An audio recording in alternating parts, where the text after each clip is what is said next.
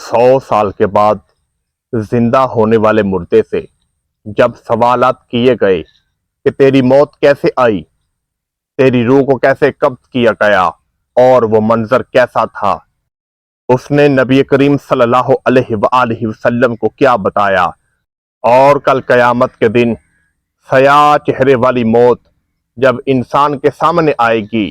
تو اس کے اوپر کیا بیتے گی۔ ان تمام سوالوں کے جوابات آج ہم قرآن و حدیث کی روشنی میں جاننے کی کوشش کریں گے۔ حضرت جابر رضی اللہ تعالی عنہ فرماتے ہیں کہ صحابہ کرام رضی اللہ تعالی عنہ اور ہم نبی کریم صلی اللہ علیہ وآلہ وسلم کے ارد گرد بیٹھے ہوئے تھے تو نبی کریم صلی اللہ علیہ وآلہ وسلم نے بنی اسرائیل کے لوگوں کا قصہ سنانا شروع کیا۔ نبی کریم صلی اللہ علیہ وآلہ وسلم فرماتے ہیں کہ حضرت موسیٰ علیہ السلام کی قوم سے چند لوگ قبرستان کی طرف نکلے۔ چلتے چلتے جب وہ قبرستان میں پہنچ گئے تو انہوں نے اللہ کا شکر ادا کرتے ہوئے 2 نفل نماز ادا کی، اور جیسے ہی نماز سے فارغ ہوئے ان سب نے مل کر دعا کی، اے میرے رب، اے میرے مالک، تو نے ہی ہم کو پیدا کیا اور تو ہی ہمیں اس دنیا فانی سے لے جائے گا اور تیری طرف ہی ہمیں لوٹ کر جانا ہے۔ اے میرے رب، ہماری یہ آرزو ہے کہ تو ہماری اس دعا کو قبول فرما اور اپنے حکم سے ایک مردے کو زندہ کر دیں تاکہ ہم اس سے موت کے احوال پوچھ سکیں۔ اللہ تعالیٰ نے ان تمام کے تمام نیک لوگوں کی دعا کو قبول کیا اور ایک سیاہ رنگ کا مردہ قبر سے نمودار ہوا۔ وہ مردہ جیسے ہی قبر سے باہر آیا کفن پہ لپٹا ہوا تھا، پورے اس کے چاروں طرف مٹی لگی ہوئی تھی اور اس کے ماتھے پر نماز کا نشان تھا، یعنی وہ نماز کی حالت میں اپنے رب کو پکار رہا تھا۔ جیسے ہی وہ باہر آیا اور آکن کہنے لگا، اے ابن آدم، تو نے اللہ کے حکم سے مجھے زندہ کیا ہے، بتاؤ مجھ سے کیا پوچھنا چاہتے ہو۔ اللہ کے نیک بندوں نے اس سے پوچھا کہ ہمیں یہ بتاؤ کہ تمہاری روح کیسے نکلی اور تمہیں موت کے وقت کیسی تکلیف ہوئی۔ حضرت جابر رضی اللہ تعالی عنہ فرماتے ہیں وہ مردہ کہنے لگا، اے اللہ کے نیک بندو، موت کا احوال مجھ سے کیا پوچھتے ہو؟ جب انسان کے جسم سے روح کو نکالا جاتا ہے تو وہ تکلیف کوئی عام انسان برداشت نہیں کر سکتا۔ مجھے اس دنیا فانی کو چھوڑے ہوئے 100 سال کا عرصہ گزر چکا ہے، مگر وہ میرے جسم سے روح نکالنے کی تکلیف 100 سال کے بعد بھی موجود ہے، یعنی 100 سال کا عرصہ گزر چکا ہے، میں اس دنیا کو چھوڑ کر چلا گیا ہوں، مگر روح نکلتے ہوئے جو تکلیف مجھے ہوئی تھی وہ 100 سال کے بعد بھی محسوس کر رہا ہوں، اور میں اپنے رب سے دعا کر رہا ہوں، اے میرے رب، وہ موت کی تکلیف مجھے اب دوبارہ نہ دینا۔ اور وہ کہتے ہی وہ اللہ کا نیک بندہ قبر کے اندر داخل ہو گیا۔ حضرت ابو سعید رضی اللہ تعالی عنہ سے روایت ہے کہ نبی کریم صلی اللہ علیہ وآلہ وسلم نے فرمایا کہ جب قیامت کا دن آئے گا، موت کو جنتیوں اور دوزکیوں کے درمیان رکھ دیا جائے گا، یعنی ایک سیاہ رخ کا مینڈھا جو اللہ تعالیٰ جنتیوں اور دوزکیوں کے درمیان کھڑا کر دے گا، اور اللہ تعالیٰ جنتیوں سے پوچھے گا کہ کیا تم اس مینڈھے کو جانتے ہو؟ سارے کے سارے جنتی اپنی گردن کو لمبا کر کے اس مینڈھا کی طرف دیکھیں گے اور کہیں گے، ہاں میرے رب،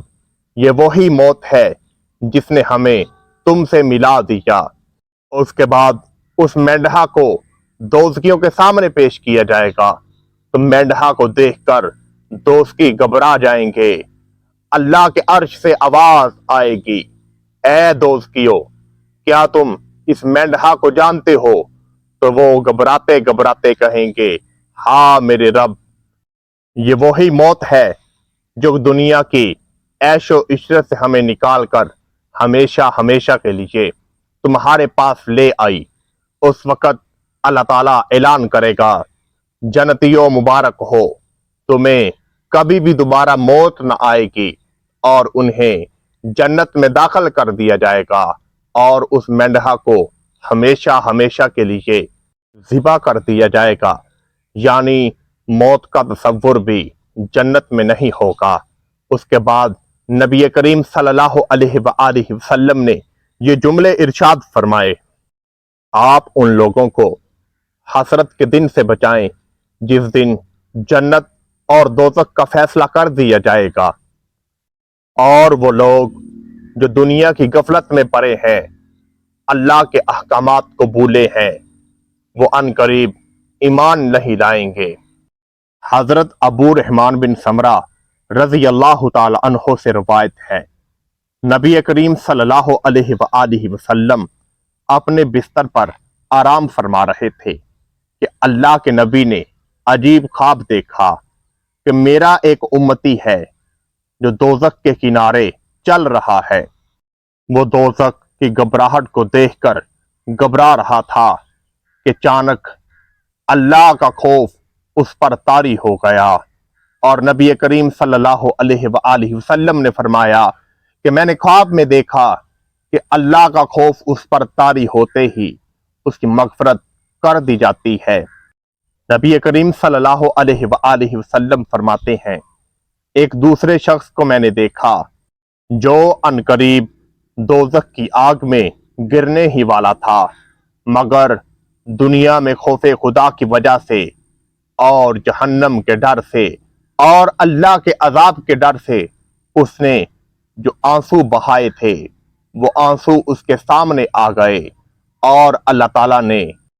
اسے ہمیشہ ہمیشہ کے لیے دوزخ کی آگ سے نکال دیا۔ مسلمانوں،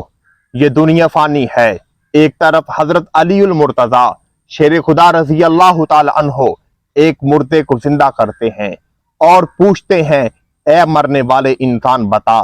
تیرے ساتھ کیا بیتی؟ وہ حضرت علی المرتضیٰ شیر خدا رضی اللہ تعالی عنہ سے کہتا ہے، اے اللہ کے شیر، یہ کون سا سوال آپ نے مجھ سے کر دیا؟ وہ منظر ایسا منظر ہے کہ اتنا تکلیف دہ منظر ہے کہ کوئی بھی انسان اس منظر کو بیان نہیں کر سکتا۔ جب حضرت جبرائیل علیہ السلام آئے، انہوں نے میری روح کو قبض کیا تو مجھے ایسے لگ رہا تھا کہ کوئی شخص ایک چاقو لے کر میرے پورے بدن کو کاٹنا شروع کر دیا، یعنی اس کی تکلیف ایک ایسی تکلیف ہے، کسی جانور کا گوشت لیا جائے اور آہستہ آہستہ اس کا ایک ایک ٹکڑا کیا جائے، کہ یعنی ٹکڑا نہیں، پہلے اس کے ماس کو کاٹا جائے، ماس کو اتار کر پھر اس کے بوٹی کے چھوٹے چھوٹے ٹکڑے کیے جائیں۔ اس سے بدتر تکلیف انسان کو اس وقت ہوتی ہے جب اس کی روح اس کے جسم سے نکال لی جاتی ہے۔ اے نادان انسان، تو کس حسرت میں بیٹھا ہے؟ تجھے معلوم نہیں کہ تیرا رب بہت کریم ہے، مگر اس نے یہ بھی فرما دیا، ان بطش ربی لشدید۔ اے نادان انسان، وہ رات کو تجھے پکارتا ہے، وہ شام کو تجھے پکارتا ہے اور اعلان کرتا ہے، اے دنیا میں گھومنے والے انسان، تو مجھ سے وعدہ کر کے گیا ہے، ان قریب تجھے میری جانب لوٹ کر آنا ہے، اور جو نیک عمل کرے گا اسے بخش دیا جائے گا، اور جو بد عمل کرے گا اسے جہنم میں ڈال دیا جائے گا، اور وہ جہنم ایسی ہے جسے بڑے بڑے دیکھ کر برے ہو جائیں گے۔ استغفر اللہ ربی من کلی ذنب فاتوب الیک۔ یا الہی، اپنے حبیب کے صدقے ہمیں بھی قبر کی تیاری اور دوزخ کی آگ سے بچا۔ آمین ثم آمین۔ آپ کو یہ ہماری ویڈیو کیسی لگی؟ کمنٹ میں اپنی محبت کا اظہار ضرور کیجیے گا۔